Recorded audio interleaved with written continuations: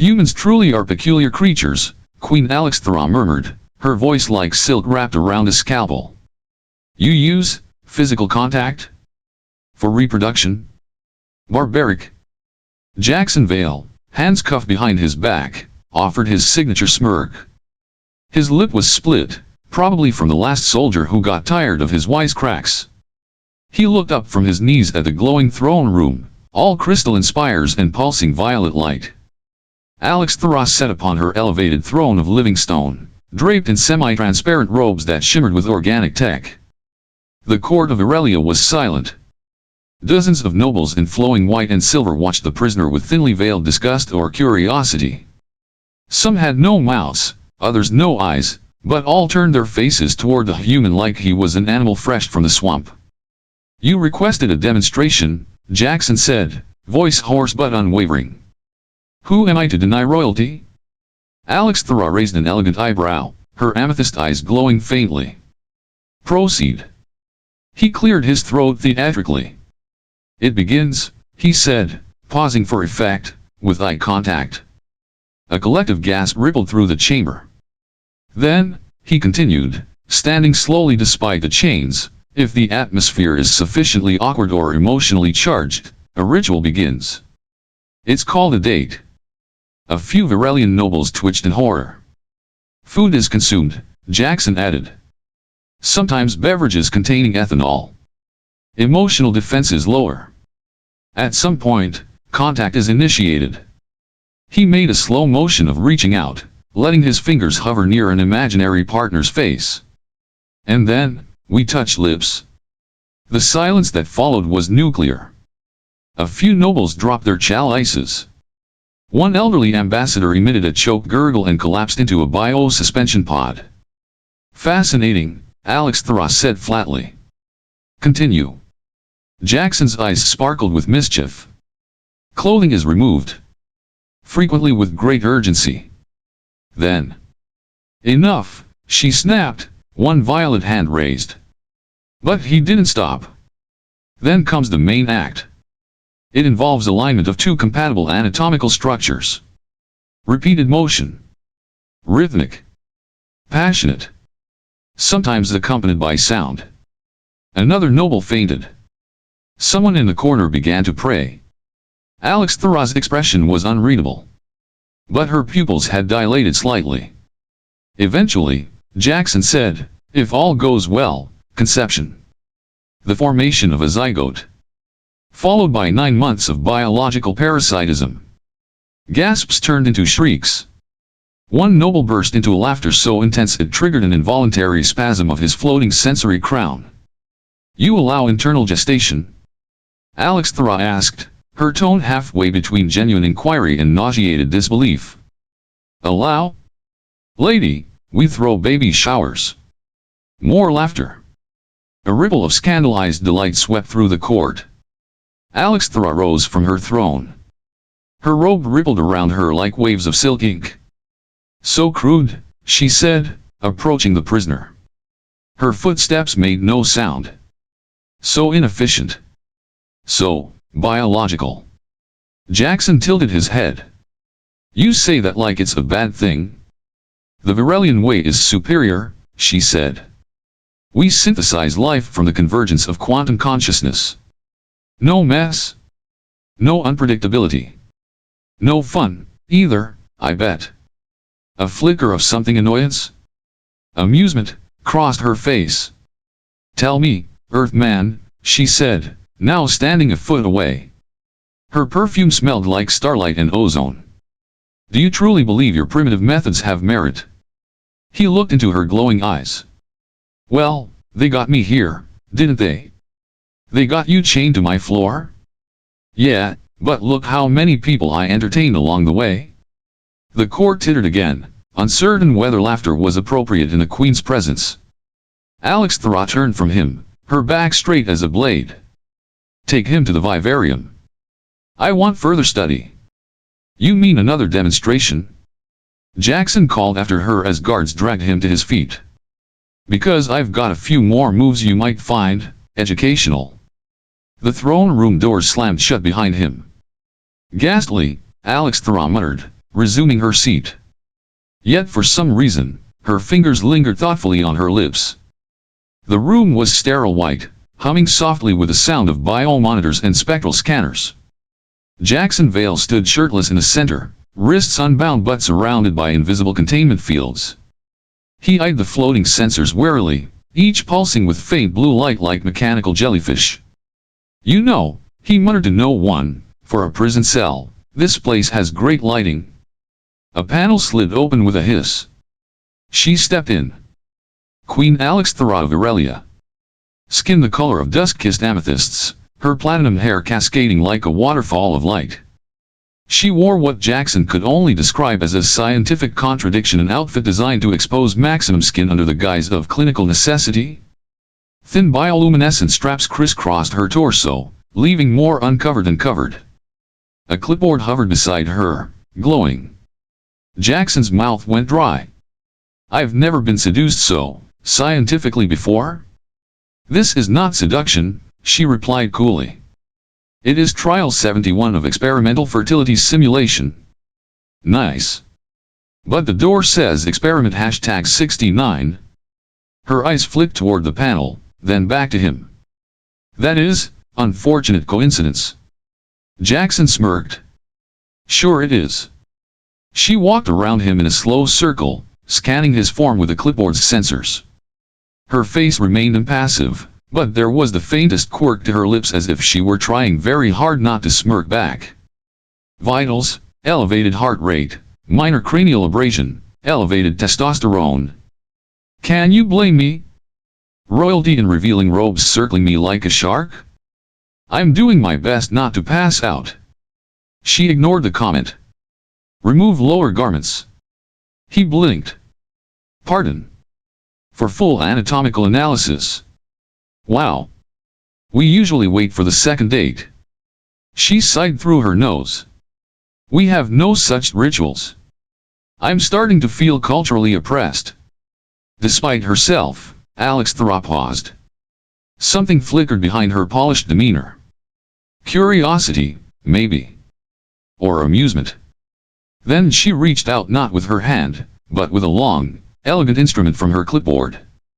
Please extend reproductive interface. You make it sound so romantic. Your sarcasm is noted. Jackson looked up at the ceiling. Just tell me you're buying me dinner after. Silence. She pressed the instrument gently against his chest. His skin prickled. Initial contact, physical. No kidding. Secondary response, dermal heat increase. That tends to happen when an alien queen in a bikini pokes you. She finally met his eyes again. Her gaze lingered for half a second longer than necessary. Then, without a word, she stepped closer. Close enough that he could see the faint shimmer of her breath. To measure hormonal response, she said quietly, I will initiate mimicry of your species' preliminary bonding ritual. Jackson blinked.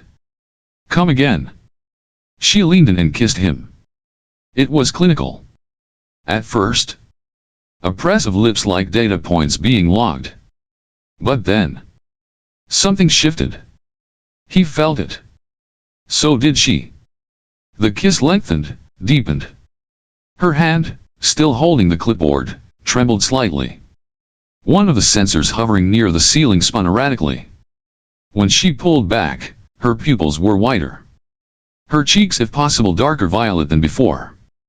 Unexpected reaction, she murmured. You think? She took a step back, composing herself. Elevated mutual dopamine levels. And sparks. Don't forget the sparks. I felt no. The clipboard beeped loudly. Both turned. The data screen now flashed red with a string of incomprehensible glyphs. System malfunction, she asked, tapping controls. Another sensor dropped from the ceiling and hovered awkwardly, blinking yellow. Cortical sync irregularities, she said aloud. Beta spikes, unexpected fusion signatures. Jackson raised an eyebrow. Fusion? Should I be wearing a lead suit right now? She ignored him, stepping toward the main console. Her fingers danced across the controls. Preliminary results suggest cross-species hormone integration. He tilted his head. In English, please. She glanced at him. For the first time, there was something close to alarm in her expression. This shouldn't be possible. You say that like I haven't been told it before. Usually after the first kiss. She turned sharply. Test is concluded. Already? I thought we were just getting to the fun part. The door hissed open. Guards waited outside. Escort the subject to containment. Jackson raised both hands. Was it something I said? Or something I reproduced? She didn't answer. Her eyes remained locked on the error codes flooding the screen. As the guards pulled Jackson away, he shot her a final grin. For the record, he called back, that kiss. Not bad for a first try. Alex Thra stood alone in the lab, clipboard still trembling faintly in her grip. The red glyphs continued to pulse. She raised her fingers slowly to her lips. And for a brief, imperceptible moment, the Queen of Aurelia smiled.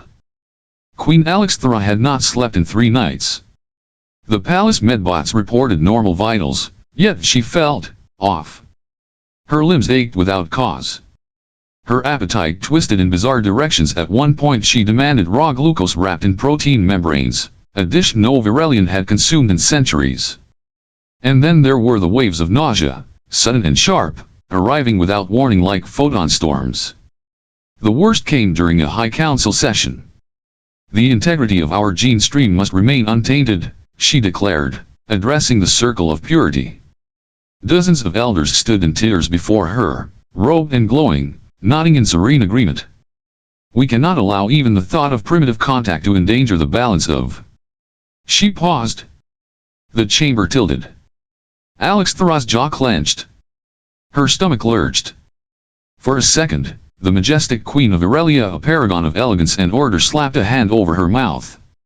Silence. One elder gasped. Another took a step back as if nausea were contagious. Alex Thra lowered her hand slowly and cleared her throat. As I was saying, she murmured, regaining control, the purity of our legacy must not be compromised. But murmurs spread like data leaks. She felt their eyes, cold and analytical, following her every twitch. After the council dispersed, she returned to her private chamber and ordered all diagnostics to be rerun. You are healthy, the AI told her for the 3rd time. This is not health, she snapped. This is malfunction. In the lower levels of the palace, Jackson Vale lounged in his cell with a stolen access crystal and a makeshift hollow printer. Lex, his AI companion, flickered into form above a projection disc. Are you absolutely certain this is a good idea? Nope, Jackson grinned, punching in the final image render. The projector hummed, then printed a glossy, full-color image, a fetal scan complete with tiny limbs and a faint smirk. She's going to kill you? Only if I'm wrong. If I'm right, she might just scream a little first. Later that night, Alex Thra returned to her chambers to find a single sheet of synth paper pinned to the inside of her sleeping dome. At first she thought it was some crude prank. But when she looked closer, she froze. It was unmistakable. A prenatal scan. Human style. The form within the black void had delicate proto-limbs, a bulbous head, and curled into the early suggestion of a fetal pose. Highlighted was a faint glow in the chest cavity, an early sign of dual energy core development. Her hand trembled. In handwritten Terran below the image, asterisk, she's smiling. Thought you'd want to know. J. She crushed the page between trembling fingers and stormed to the holding cells. You insolent speck of carbon. Jackson was lying on his back, tossing a fruit core into the air. Hey, did you like the picture? I can do one in sepia next time. That scan, where did you get it? Lex tapped into your vitals. Turns out your internal systems were broadcasting low-level gestation signals. Primitive, messy, kind of beautiful, really. Alex Thra seethed. This is impossible. You keep saying that, and yet, here we are. She turned, pacing. It must be a false signal. A side effect. Residual biomatter. Or, Jackson said gently, "You're pregnant." The word hit the air like a thunderclap. She stopped. With, "Your child." He raised an eyebrow. "I mean, I don't see any other volunteers." Alex Thor's eyes flashed. "This cannot happen. I am the sovereign gene holder of the Virelian crown. I was created through convergence, not sex." "Yeah, I got that part. But maybe," he leaned forward, "this isn't corruption. Maybe it's evolution." She stared at him, caught between horror and wonder. 1,000 years of tradition clawed at her throat, but something else, something warm and terrifying, fluttered in her chest. "I am carrying something." Her voice was barely a whisper. "Someone," Jackson corrected. She looked down at her abdomen, as if expecting it to speak. "It is adorable. No. Incredible. No. Mine." She paused. "Something undeniably cute." Jackson grinned. "We're getting there." She turned away, face darkening with a mixture of rage and revelation. "If the council finds out, they'll riot. Try to dissect me. Probably ban all kissing. And yet. Yeah. And yet." She didn't respond. But her hand, slowly, hesitantly, rested on her belly. Something stirred beneath her fingers. For the first time in her life, Alex Thor didn't reach for a scanner. She closed her eyes and listened. The coup began with silence. One by one, members of the High Council failed to respond to Alex Thor's summons. Security clearances were revoked. Her palace AI went offline for 17 seconds, an eternity in Virelian terms. Then came the voice of Zaya Ravel. "For the purity of the gene stream, the throne is hereby suspended." Alex Thor stood alone in the Hall of Resonance, dressed in battle silk and trembling from something deeper than fear. The message looped again, broadcast across every channel. Mutiny, veiled in tradition. She reached for her personal communicator. "Bring me Jackson Vale. Now." Moments later, guards dragged him into the chamber, still shackled, still grinning. "So," he said. "Let me guess. You finally realized I'm the only one here who can plan a good getaway." "We are under siege," she snapped. "Understatement of the year? I need a way out." "Ah, now you're speaking my language." They moved fast. Jackson led her through back corridors, past dormant service droids and collapsed ceiling panels. Alex Thor moved like a blade, swift, silent, lethal. Even while suppressing waves of nausea, she dispatched 2 rebel guards with nothing but a broken spear shaft and a glare. "You're glowing," Jackson said between breaths. "That's adrenaline. It's hot." She threw him a glare that could melt steel. In the hangar, they commandeered a derelict scout cruiser. As the launch protocols initiated, Jackson tossed her a small packet. "What is this?" "Potato chips. Earth delicacy. Salty, crunchy, addictive." She narrowed her eyes. "Are they weaponized?" "Only against your willpower." She took one, sniffed it, and cautiously placed it on her tongue. Her expression changed. "This is illegal." "Technically, yes." They jumped into hyperspace seconds before palace cannons locked on. Inside the ship, Jackson toggled through his playlist. Now for something to set the mood. A heavy guitar riff exploded through the cabin. Alex Thor flinched. "What is this sonic assault?" "It's called rock. It sounds disorganized." "Exactly." Despite herself, her fingers tapped against her knee in rhythm. They emerged from hyperspace into the gravity well of an uncharted planet. The ship shook violently. "We're going down," Jackson shouted. "Stabilize us." "Do I look like a pilot?" "Yes." "Then close your eyes and pretend I'm a good one." The ship crashed through a canopy of prehistoric jungle, skidding across muddy ground before coming to a smoking halt. Alex Thra unbuckled, then doubled over. "Are you hurt?" Jackson asked. "No, just ginger. I need ginger." He stared. "You're craving a spice right now?" She nodded slowly, eyes squinting. "It calms the nausea." "Oh great. You're crash-landed, hunted, pregnant, and now a food critic." She staggered outside into the wild, breathing in alien air. The trees were enormous, pulsing with bioluminescence. Distant roars echoed. Jackson followed, gear slung over his shoulder. "Welcome to the jungle. We've got fun and danger." She didn't reply, but a faint smirk betrayed her amusement. Hours passed. They built a temporary shelter, cobbled together tech from the wreckage. Alex Thra meditated while Jackson jury-rigged a COMM array from a busted drone and half a sandwich. Night fell. Alex sat near the fire, one hand on her stomach. "I feel everything," she whispered. "My body is no longer predictable. Welcome to being human. It's maddening. Also beautiful." A rustle in the trees cut him off. Shadows moved. From the jungle emerged a reptilian predator, all fangs, and bioluminescent armor. It roared. Alex Thra rose slowly, nausea forgotten. Jackson held out a blaster. "Here." She waved him off. "I've got this." She darted forward, flipping over the creature's back, using a shard of hull metal as a blade. A series of precise, brutal strikes dropped the beast in seconds. Then she staggered back, coughing. "Ginger now," she muttered. Jackson burst out laughing. He tossed her a vial from his pocket.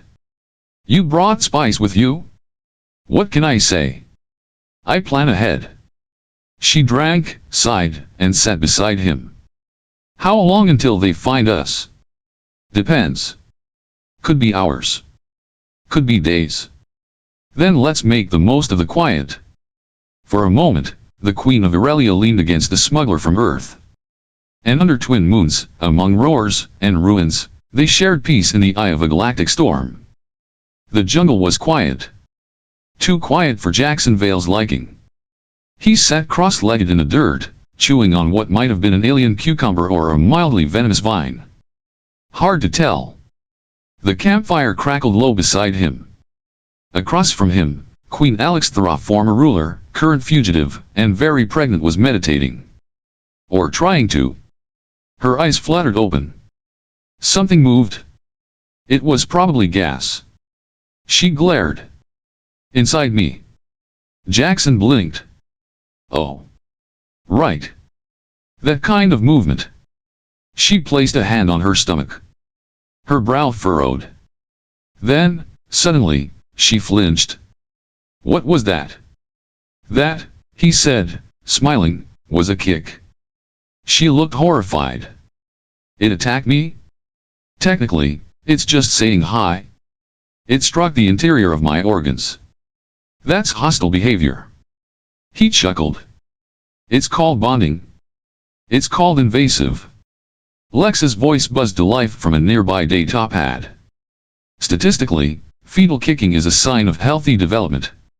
Also, considering the gene donors involved, mild aggression is expected." "Thank you, floating sarcasm box," Alex muttered.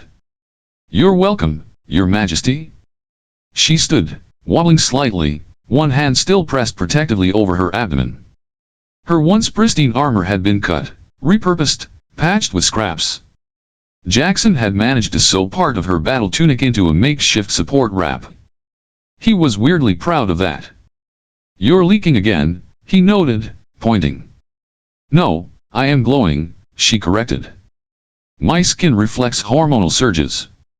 And yet somehow, you still manage to look like royalty dipped in lavender." She squinted at him. "Stop saying things that make me feel."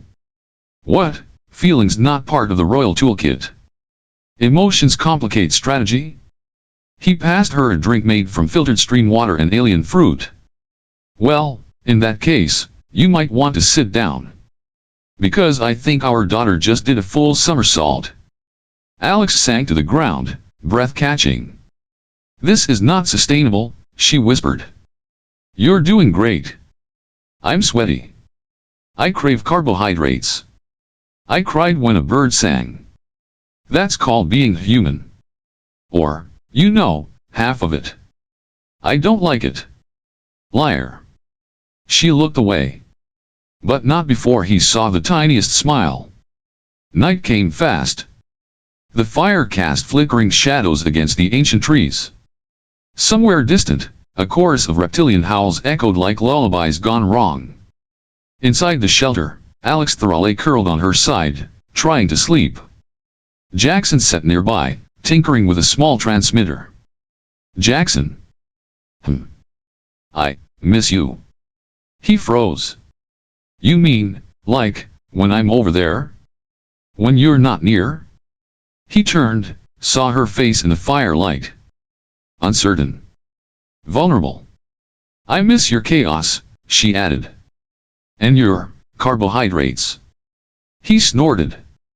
So basically, you miss me and my snacks. Yes. There was a pause. I miss you too. And for the record, I brought extra chips. Suddenly, Alex winced. Her body tensed. Pain, she said through clenched teeth. Low abdomen. Tightening. Jackson was beside her in an instant. Okay. Breathe. In out. That's right. Lex. False labor. But may escalate. Great. He reached into their medkit. Empty. Okay, new plan. Armor wrap it is. He tore a strip from her shoulder guard, rolled it into a compress, and gently pressed it to her lower back. This is oddly tender, she muttered. Don't get used to it. I'm charging by the hour. She laughed. Then groaned. More compression. Coming up. Lex hovered nearby, projecting vital stats. Vitals stable. Emotional flux elevated. Hormonal cascade, romantic. Shut up, Lex. Acknowledged. Minutes passed. The pain faded. Alex relaxed into Jackson's arms. I never imagined this. Being on the run with a sarcastic Terran and a kick-happy fetus. Yes. It's terrible. And beautiful. He stroked her hair, once regal and flawless, now tangled with leaves and starlight. You're going to be an amazing mother? She didn't respond right away. Then, do you think she'll like music? Only if it's loud and rebellious. Like her father? And strategic and terrifying. Like her mother. Alex closed her eyes. One hand curled protectively over her belly. Jackson. Yeah. I want more potato chips. He laughed. Now that, I can do. And under the canopy of ancient trees, beside a crackling fire and the beating heart of something new, they faced the universe together, one contraction, one craving, one kick at a time. The stars above Aurelia Prime shimmered with an artificial calm. Beneath them, war simmered. Jackson Vale and Alex crouched at the edge of the atmospheric grid, cloaked in camouflage fabric and nerves. In the distance, the spires of the royal citadel still glowed, but the banners had changed. Zyra Vel's crest, the symbol of purification, fluttered in sterile white across every tower. You still sure about this? Jackson whispered. The people must know, Alex said, touching her belly. And I must be the one to tell them. They move like shadows. Lex provided a map overlay through Jackson's neural lens. The catacombs beneath the palace were unguarded, Zyra's arrogance showing in her assumption that Alex would never return. Inside the inner sanctum, the old council chamber sat dark and silent. Alex stood before the central control pillar, placing her hand on the interface. It hissed to life, scanning her genetic code. Still recognizes me, she said. Of course it does. You're unforgettable. Lex, prepare the broadcast. Full planetary relay. Ready when you are, Your Majesty? The room flooded with golden light. Alex stepped into the projection ring. Her image would appear across every city, ship, and outpost in the system. She took a breath. People of Aurelia. I am Alex Thorot, sovereign of this empire. And I have returned not as a monarch, but as a mother. Gasps echoed across the broadcast lines. On 1,000 screens, her glowing form stood tall and visibly pregnant. They told you I was compromised. Corrupted. But they did not tell you the truth. They did not tell you that I carry within me a life born of unity, not impurity. Lex overlaid the fetal scan into the feed. The little form twisted in profile, its twin energy cores pulsing gently. Some citizens wept. Others stared in disbelief. This child is not a flaw. She is proof that love, instinct, and chaos still have a place in our evolution. My blood does not carry weakness. It carries the next step. She paused. I do not ask you to follow me. I ask you to believe in the truth. Across the system, screens turned white as emergency overrides kicked in. Zyra Vel had activated her own broadcast. Her face appeared, sharp as a dagger. This heresy ends now. Seize the traitor. Purge the contamination. Jackson cursed. Well, that went well. Alarms blared. Guards poured into the chamber. Alex turned to run, but froze when one of the guards fired. Jackson dove. The shot hit his shoulder. He collapsed with a grunt, clutching the burn. Jackson. Keep moving, he growled. Go. She hesitated only a second before hoisting him over her shoulder and blasting through a side corridor with a stolen pistol. Royal blood shimmered in her veins. She was a queen on fire. Lex's voice buzzed. Secondary exit, East Wing. 2 minutes. They sprinted through the crystalline halls, Jackson half limping, half laughing. You lifted me, he wheezed. While pregnant. That's hot. Shut up and don't bleed on me. No promises. They burst onto the eastern landing pad just as the rebel dropship descended. More troops. Alex handed Jackson the pistol. Buy me 20 seconds. With what? Charm. With bullets. She dashed toward the emergency override panel, fingers dancing across it as energy bolts flew past her. One clipped her leg. She staggered. Jackson roared and fired, downing 2 guards before taking a second hit. He dropped to one knee. You good, he called. System rebooting, almost done. The launch bay roared to life. Emergency shields dropped. A stolen ship powered up. Alex grabbed Jackson, dragging him aboard. Lex sealed the hatch. They blasted off into the sky, leaving behind fire, smoke, and a system watching with bated breath. Inside the ship, Alex pressed a bandage to Jackson's wound. He grinned through the pain. Worth it. Idiot. She kissed his forehead. We did it. Not yet, he rasped. But we made them look. And far below, across the worlds of Aurelia, millions stared at a frozen image of a fetus glowing softly in a womb lined with royal light. The age of purity was ending. The age of something new had begun. Jackson Vale was dying. The medbay of their stolen cruiser pulsed with warning lights. Alex Theron knelt beside him, her hands slick with his blood so red, so raw, so disturbingly alive. Stay awake, she ordered. He grinned, lips cracked. Not much of a choice. You're blocking the view. Her hand trembled as she pressed a coagulant patch to his shoulder. The bleeding slowed but didn't stop. Lex, what's his status? Multiple plasma burns. Internal bleeding. Vital signs unstable. Options. Standard Virelian regeneration chambers incompatible with Terran biology. Suggest, human methods. She stared at the console. Her mind raced, 1,000 protocols screaming no. But beneath it all, her heart whispered something else. Something terrifying. She activated the biotable's manual override and pulled up a dusty protocol file, Terran Medical Restoration. Analog. Direct. Primitive. She rolled up her sleeve. Initiating blood transfusion, Lex confirmed. Warning, genetic mismatch risk. Override. Begin. A thin tube extended from her arm to his. Jackson winced, then exhaled. You're glowing, he mumbled. Shut up. You're also shaking. That's new. Stop noticing things. His eyes fluttered closed. Jackson. No response. She leaned closer, brushing sweat from his brow. Jackson, she said again, softer now. In his language. Don't leave. Please. Her voice broke. Something in her chest cracked open, letting the words pour out like light. I need you. Her hand slipped into his.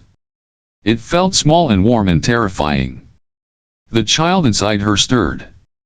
A tiny pulse. A flutter. A message. We're here. He groaned. His hand twitched. Then, slowly, painfully, his eyes opened. He blinked at the ceiling. Then at her. Did you just say you need me? She scowled. You were unconscious. That didn't count. He smiled. Weak, but real. Did you say, you love me? No. That was an emotional discharge. Model specific. Kinetic stress response. Spontaneous linguistic output. Sure. She exhaled. Maybe. There it is. She leaned over and kissed him softly, silently. Not like before. Not for science. Not for show. For him. He closed his eyes, and this time, it was not death that waited behind them. It was peace. Hours later, she stood before the remaining council members, now connected via emergency relay from the outer colonies. Zyra Ravel had vanished. The people had seen the broadcast. And the galaxy was watching. Alex Thra stood tall, visibly weary, visibly pregnant, and more alive than she had ever been. We have lied to ourselves, she said. For centuries, we believed purity meant control. That to ascend, we must sever ourselves from the chaos of biology. She touched her abdomen. But I have seen a different kind of evolution. One born of instinct. Of error. Of love. Gasps rippled through the feed. I am revoking the Genetic Isolation Act. Effective immediately, the ban on biological reproduction is lifted. The silence that followed was not shock. It was relief. And far away, on a medical bed lined with ancient tech and human stubbornness, Jackson Vale smiled in his sleep, still connected to her by the thinnest thread of blood and something stronger. The twin suns rose slowly over Virelia Prime, casting golden light across the new royal courtyard. Where once sterile white stone dominated, vibrant gardens had begun to grow untamed, unruly, full of life. In the heart of it all, Jackson Vale sat beneath the flowering trillium, a baby wrapped in lavender silk sleeping in his arms. Her skin shimmered with violet hues, her tiny fingers curled around one of his. Tufts of dark brown hair poked from beneath her cap, and her eyes when they opened glowed softly with twin cores of radiant blue. You see this? He whispered to her. You're a miracle. Half chaos, half cosmic order. All attitude. The child blinked, as if unimpressed. Footsteps approached. He looked up. Queen Alexthra stood over him, regal in a robe of starlight and soft linen. Her crown had changed, no longer sharp, rigid metal, but woven from living vines and filaments of light. She knelt beside him and reached to brush a curl from the child's forehead. She likes the sun, Alex murmured. She likes everything, Jackson said. Except naps. That part is your fault. He chuckled. Can't argue. For a long while, they just watched her sleep. Around them, the world had changed. The Genetic Isolation Act was gone. In its place, a new directive, integration through choice. Mixed families began to appear. Artificial gestation clinics remained, but now existed alongside maternity sanctuaries. Entire colonies voted to embrace the messy, miraculous unpredictability of life. Historians would call it the new old age. But Jackson had his own name for it. He shifted the baby gently and looked at Alex. "So," he asked, "what do you think now about our primitive methods?" She met his eyes, then looked down at the bundle between them. Her fingers stroked the baby's soft hair. "It's inefficient," she said. He smirked. "Disorderly." He raised an eyebrow. "Slightly unhygienic." "But..." Alex smiled. "But remarkably effective." He laughed and leaned over to kiss her cheek. The baby stirred, made a small squeaky noise, and immediately began wailing. Alex Thrust's serene expression shattered into full panic. "What do I do? What does it want? She's probably hungry. But she just fed. And now she wants to again. Welcome to the human condition." She sighed, cradling the child. "This is infuriating. And amazing." Alex glanced down at her daughter, who had stopped crying and was now staring up with wide, glowing eyes. "Yes," she admitted softly. "It is." High above them, banners fluttered in a new wind. Not the crest of a single bloodline but a symbol of two hands reaching across stars, fingers intertwined. And beneath that symbol, in the heart of a world reborn, a queen, a smuggler, and a child of both walked boldly into a future that no algorithm could have predicted. Old-fashioned. But wildly, defiantly effective.